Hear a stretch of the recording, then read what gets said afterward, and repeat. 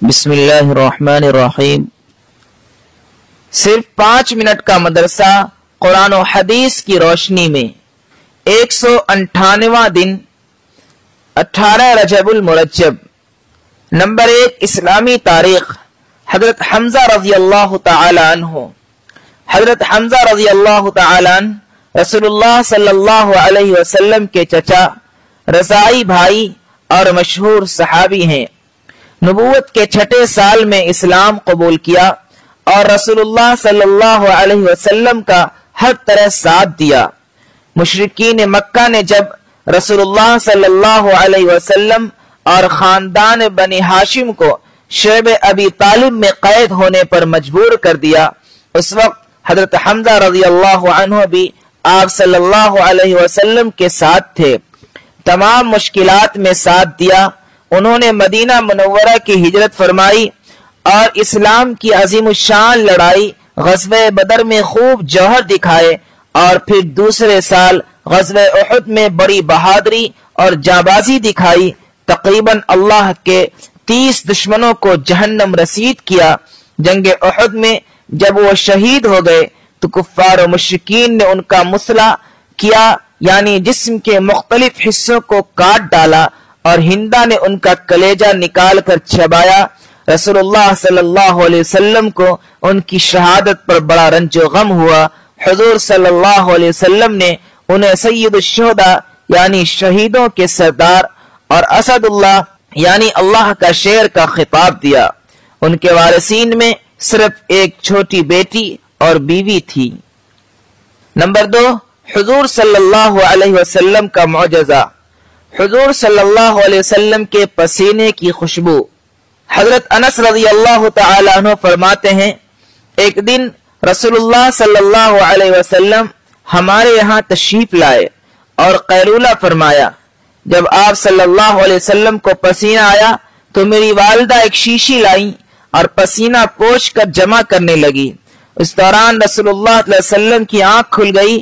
آپ صلی اللہ علیہ وسلم نے پوچھا، ام سلیم تم یہ کیا کر رہی ہو؟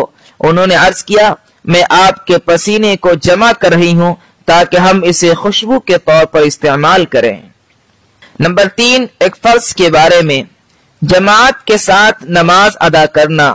رسول اللہ صلی اللہ علیہ وسلم نے فرمایا، جو شخص نماز کے لیے کامل وضو کرتا ہے پھر فرض نماز کے لیے چل کر جاتا ہے اور لوگوں کے ساتھ نماز پڑھتا ہے، یا آپ صلی اللہ علیہ وسلم نے فرمایا جماعت کے ساتھ نماز پڑھتا یا فرمایا نماز مسجد میں ادا کرتا ہے تو اللہ تعالیٰ اس کے گناہوں کو معاف فرما دیتے ہیں۔ نمبر 4 ایک سنت کے بارے میں، کھانے کے بعد کی ایک خاص دعا۔ رسول اللہ صلی اللہ علیہ وسلم نے فرمایا، جو کھانا کھانے کے بعد یہ دعا پڑھے گا اس کے اگلے پچھلے سب گناہ معاف ہو جائیں گے۔ الحمدللہ الذی اطعمنی ھذا الطعام ورزقنیہ من غیر حول منی ولا قوت۔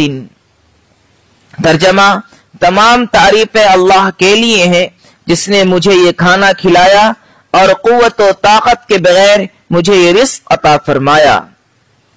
نمبر 5 ایک اہم عمل کی فضیلت، سورہ واقعہ پڑھنا۔ رسول اللہ صلی اللہ علیہ وسلم نے فرمایا، جس شخص نے سورہ واقعہ پڑھی اس پر فقر و فاقہ نہیں آئے گا۔ نمبر 6 ایک گناہ کے بارے میں، اولاد کا قتل گناہ کبیرہ ہے۔ قرآن میں اللہ تعالیٰ فرماتا ہے، غربت کے ڈر سے اپنی اولاد کو قتل نہ کرو، ہم تم کو بھی رزق دیتے ہیں اور ان کو بھی۔ خلاصہ، روزی کا ذمہ اللہ تعالیٰ پر ہے، لہذا روزی کی تنگی کے ڈر سے بچوں کو مار ڈالنا یا حمل گرانا یا پیدائش سے بچنے کی کوئی اور تدبیر اختیار کرنا، جیسا کہ آج کے دور میں ہو رہا ہے، بہت ہی بڑا گناہ اور حرام ہے۔ نمبر 7 دنیا کے بارے میں، دنیا آزمائش کے لیے ہے۔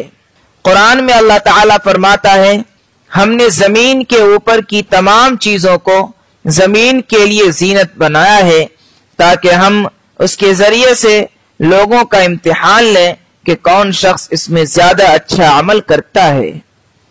نمبر 8، آخرت کے بارے میں جنتی کا تاج۔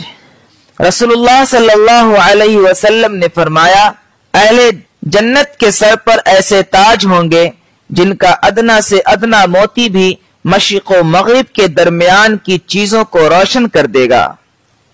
نمبر 9، طب نبوی سے علاج۔ بیمار کے لیے جو مفید ہے۔